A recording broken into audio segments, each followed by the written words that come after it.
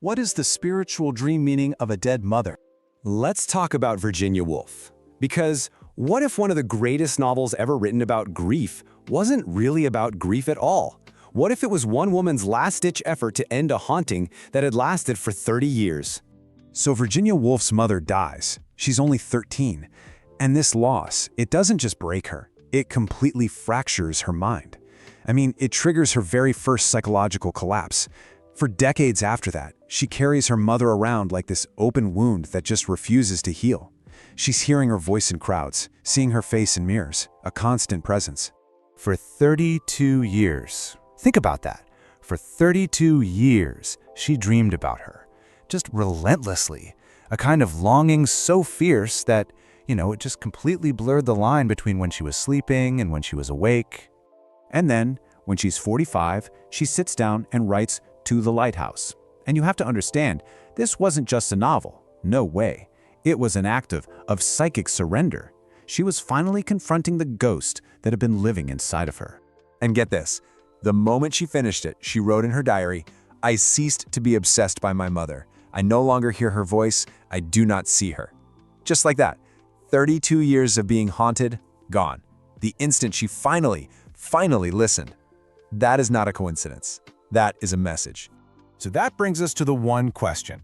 The one question you have to ask yourself right now if you've had this dream. Are you running from the message or are you running toward it? Look, let's be very clear. These dreams are not just some random neurological fireworks going off in your head. No, you wake up from a dream about your dead mother and you literally can't breathe, right? You can feel her warmth, or you're already sobbing before your eyes are even open. This is your psyche doing its most urgent, most sacred work. I mean, think about it. Your mother is your very first relationship. She is the blueprint for everything. She's that internal voice that tells you if you're safe, if you're loved, if you're enough. And when she dies, that voice doesn't just disappear. Oh no, it goes deeper. It goes underground, right into your subconscious. And that unprocessed grief, it doesn't just vanish. It transforms. It turns into these patterns, anxiety, self-sabotage, building up emotional walls. Your sleeping mind is way smarter than you are when you're awake. It keeps bringing her back for a reason. The work is not finished. So why now? Why is she showing up right now? It's not a random visit. The timing of a dream like this is never an accident. And you have to be honest with yourself here because your answers, well, they're going to determine whether you heal or you stay stuck. Okay, question 1. Are you facing some huge life decision that your mother never got to weigh in on? Are you standing at a crossroads right now where her voice is the only thing you feel like you need? Next, are there things left unsaid between the two of you? I'm talking about the stuff your waking mind just pushes down, refuses to even acknowledge, but your soul can't forget. And what about this? Have you been mothering yourself the way she would have wanted? More importantly, the way you actually deserve? And finally, is there a part of you, that tender, young, maybe frightened part, that's just desperately calling out for the one person who knew exactly how to make it all okay? A dream like this is way more significant than any therapy session you could ever pay for. It shows up in every culture, every religion, every single era of human history. And it's not just because grief is universal. It's because that mother-child bond, that is the original spiritual contract. It's the first love, the first loss. It's our first lesson in how to be human. So when your subconscious brings her back to you in a dream, it's not being cruel. It's being ruthlessly, urgently kind. It's trying to drag you through a crisis that your waking mind is just plain refusing to see. And what it needs from you isn't your fear. It needs your courage. The courage to actually sit with the dream, to ask it what it means, and then to let it change you. Because that change, Virginia Woolf's life is proof. It can be the difference between a life half-lived in the shadow of grief and a life fully claimed in her honor. Make no mistake, her work is not finished. So remember this dream, it is not a goodbye. It is a lifeline. She didn't die so you could spend your nights trembling and your days running from the truth. She is still trying, from wherever they go, to make sure you live fully. Grab it. Part 2. Let's get right into it. These dreams are not random noise. They're messages. Every single one of them is trying to tell you something you need to know right now. This is how you decode them. So here's the thing you gotta get. You have to learn the vocabulary. You have to understand the grammar of your own subconscious, your own grief, because every single dream is a call to action. All right, let's start with the dreams that almost feel like gifts. You know, the ones that leave you feeling this sense of peace, but also this deep, painful longing. These aren't just sweet little moments, they're direct orders. This is the big one. You see her and she's just radiant. She's happy, she's whole, and she's looking at you with this love that asks for nothing in return. You wake up and you're a wreck, but it's a good kind of wrecked. So what is it really saying? It's not about her anymore, it's about you.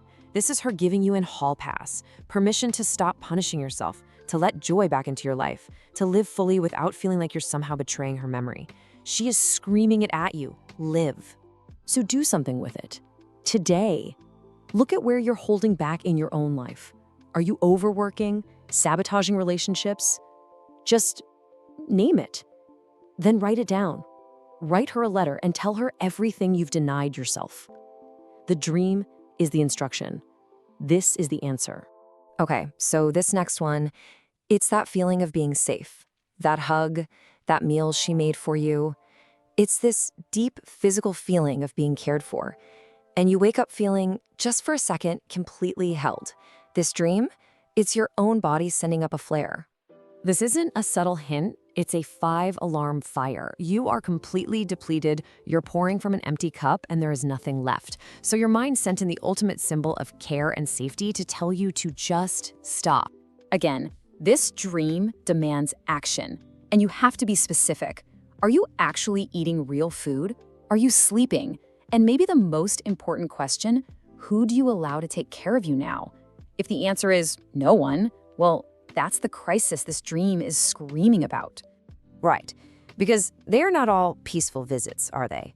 Some of these dreams leave you feeling terrified, confused, just completely undone. These are not gifts. They are red flags. This is your instinct, your gut, screaming to get your attention. So now we're talking about the dreams that are basically your own internal alarm system. When your psyche senses a threat that your conscious mind is busy making excuses for, it sends in the one person you absolutely cannot ignore. This one is just brutal. You see her and she's crying and you wake up feeling like you did something wrong, like you're the cause of her pain. And in a way, you are. But it's not what you think.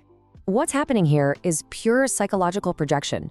Those aren't her tears, they're yours. Your own unprocessed sorrow plastered onto her face because you won't feel it yourself.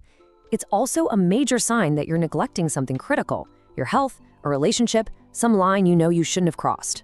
So the mission here is direct and it is unforgiving. No vague journaling. Ask yourself the hard question and be precise.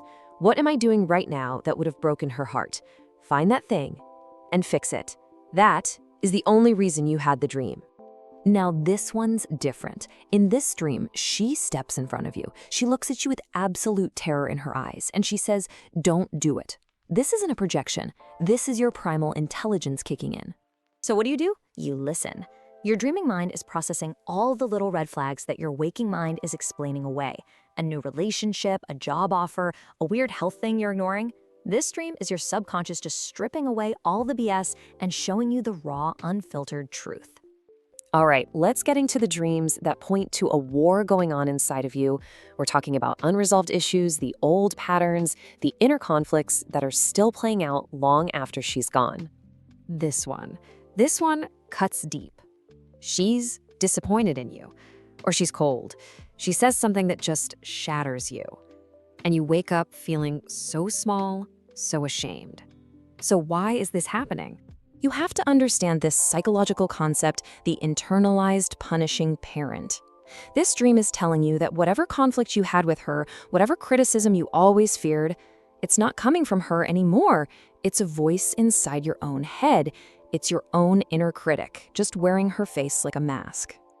The work here is about separation. You have to untangle your voice from hers. So write down the cutting words she said in the dream. Then look at them and ask yourself, with total honesty, is that really her? Or is that the worst thing I believe about myself? The answer, it's going to set you free. And then there's the repeat, the same nightmare over and over, or the dream where you have to watch her die all over again. Your mind will not let you look away. This isn't poetry, it's an insistence. Look, this is a flashing red light on your psychological dashboard. It means your grief is stuck, it's incomplete. You skipped a stage, maybe anger, maybe real acceptance, and your mind is dragging you back to the scene of the trauma because there's unfinished business there. This part is non-negotiable. If you are having these dreams, you need help. This is not something you just tough out. Refusing to get help is just refusing to heal.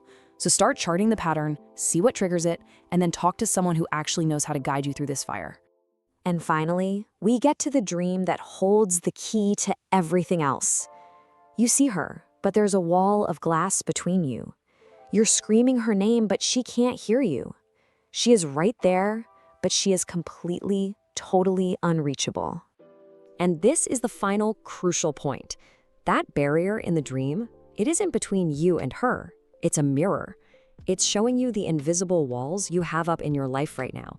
The partner you can't really connect with, the friend you feel so distant from, the part of yourself you've completely walled off. The ache you feel for her in the dream is the same ache you feel for every real connection you're too scared to claim. So the question the dream leaves you with isn't how do I reach her? The real question is, who, right now, in my life, am I finally going to let in? Part 3. Look, we've already talked about what these dreams mean. That's done. Now we're talking about what you're gonna do. This is about taking action, because listening is one thing, but acting, that's the part that changes your entire life. So what now? Right? Let's get into it. This is your game plan. I've broken it down for a bunch of different types of women, because let's be real, your grief, your story, it's not like anyone else's. So you need to listen up. Really listen. And here's the only rule for the next few minutes. As I go through these different paths, one of them is gonna sting. You know, it's gonna feel a little too real, a little too close to home. That one, that's yours. That's your assignment. No cheating. All right, first up, we're talking to the thinker. You know who you are, the one who lives in her head, who analyzes everything to death. Your work, it starts on the inside. If you're a writer, your job is to start a dream dialogue journal.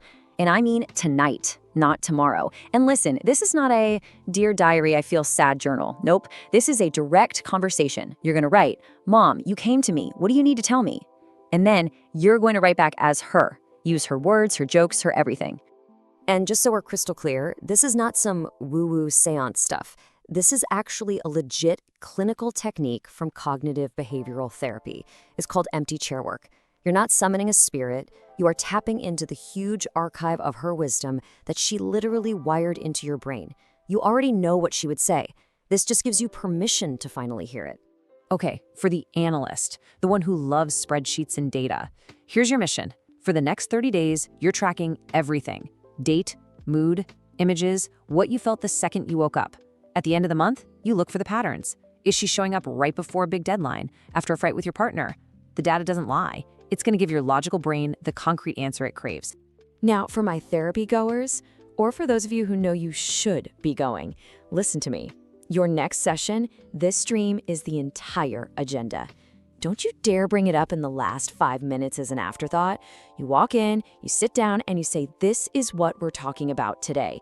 This stuff is pure gold for a therapist. And hey, if you're not in therapy and these dreams keep happening, this is your sign. Your literal sign. Go. Okay, let's switch gears. We're moving from the thinkers to the doers. This is for the woman who processes with her hands, with her body, the creator, the mover. Your work isn't internal, it's out in the world. If you're a mom, this one might be the most important thing you hear today. You are a link in a generational chain. You inherited patterns from her, good and bad. So, what's one parenting thing she did that you do? Be brutally honest with yourself. And is that something you want to pass on to your kids? Today, not next week, today, you name it and you decide. You choose, consciously, to break that chain. And that's not betraying her. It's the greatest possible way to honor her. For the athlete, you know that grief gets stuck in your body, right? It's in your shoulders, your hips, that tightness in your jaw. So this week, you're going to dedicate one workout to her, a long run, a hard swim, whatever it is. But before you start, you say her name out loud. This one's for you. And then you just move. Let your body sweat out what your brain can't figure out. And for the creative soul, your task is simple, but it is so important. Make something, paint something, cook her favorite meal, make a killer playlist of her songs.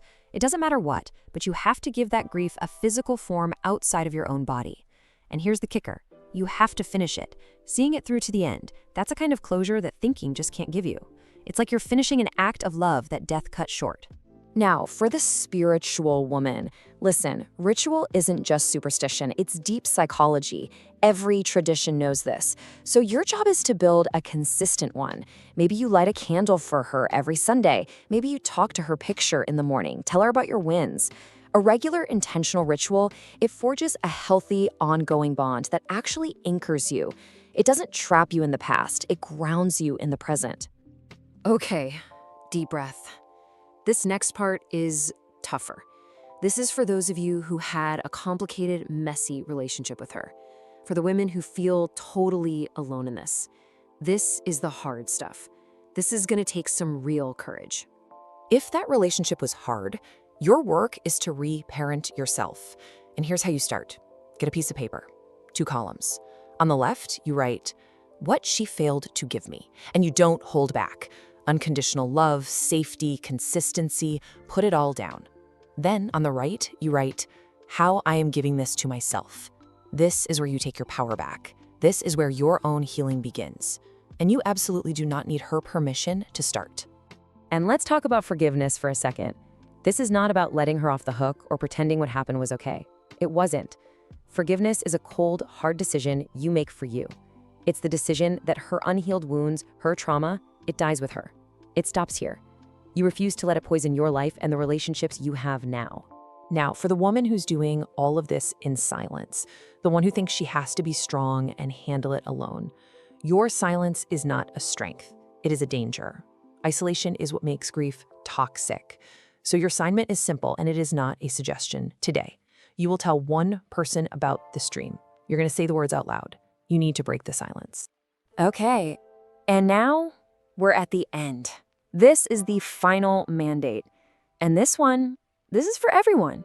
I don't care which of the other categories you fell into. This is for you. You have to do the one thing she always wanted for you. And don't even pretend you don't know what I'm talking about. You know exactly what it is. It's that thing you keep pushing off, waiting for some perfect moment. Well, guess what? The perfect moment is right now. Go back to school. Leave that dead-end relationship. Start that business you can't stop thinking about. Write the damn book. Finally start taking care of your health. The reason she's showing up in your dreams is to remind you that you are still here, and you have a big, beautiful life you haven't fully lived yet. You know that ache in your chest when you wake up from one of those dreams? That heavy feeling? That's not just grief for her. That's love. It's love for the life you haven't claimed yet. It's pure potential energy, just sitting there. So go claim it. Go live it. Because she's watching, and she's waiting to see what you do next.